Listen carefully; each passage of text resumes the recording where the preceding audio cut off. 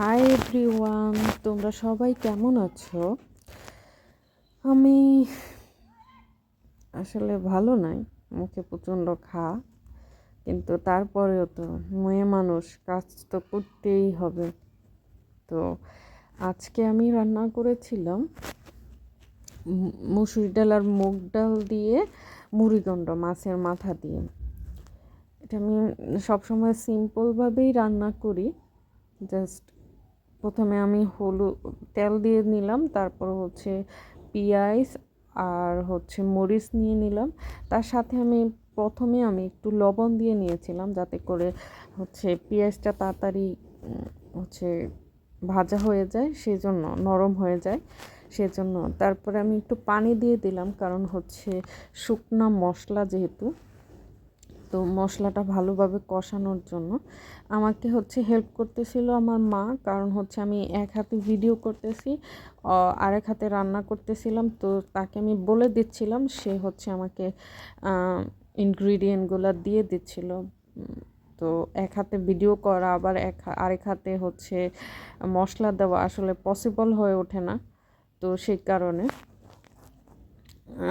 হয়েছে কি, আমার আমার ট্রাইপড আছে, কিন্তু আমার রান্নাঘরটা না একেবারে ছোট।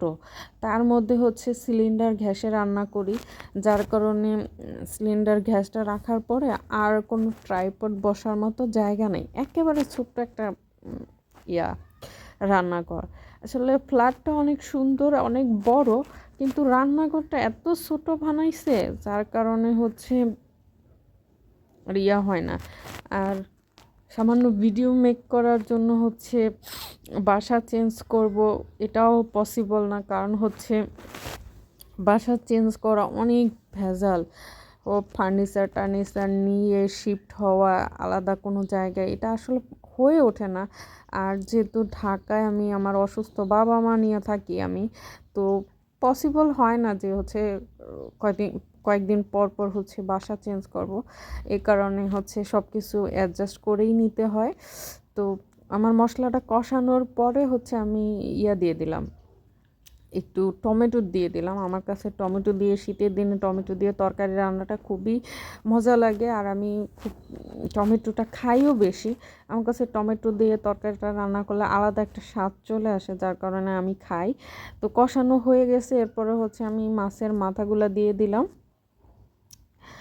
যেহেতু মাছের মাথা দিয়েই রান্না করছি, সে কারণে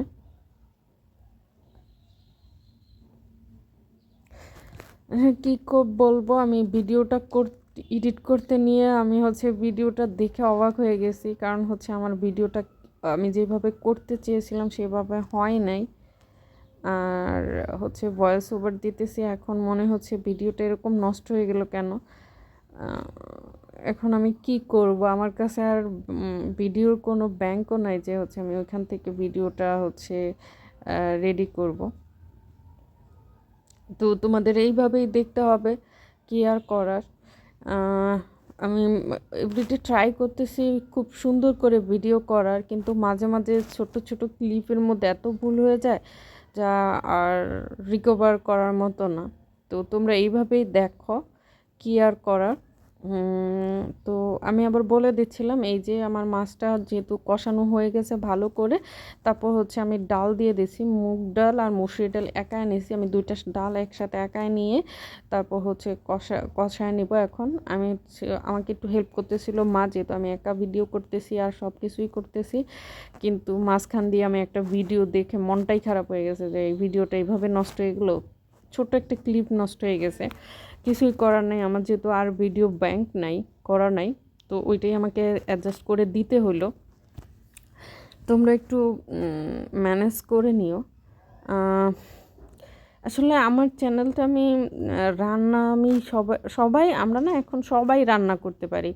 জাস্ট এইটা আমরা বাসায় কী ধরনের রান্না খাই বা কীরকম রান্না খেতে পছন্দ করি, সেটা শেয়ার করা। আর মেয়ে, আমরা তো মেয়ে, আমরা সবই পারি, সব কাজই পারি, যেহেতু আমরা সন্তান জন্ম দিতে পারি, তো আমরা সবই করতে পারি, নর্মাল ডেলিভারি হোক আর সেটা সিজারই হোক, আমরা কিন্তু খুব সুন্দর করে একটা বাচ্চা পৃথিবীতে নিয়ে আসতে পারি। তো তাই আমি মনে করি আমরা মেয়েরা সব কাজই পারি, আর সব কাজ করতে পারি বলেই আমরা মেয়ে। আল্লাহ আমাদেরকে মেয়ে বানিয়ে এই জন্যই পৃথিবীতে পাঠাইছে।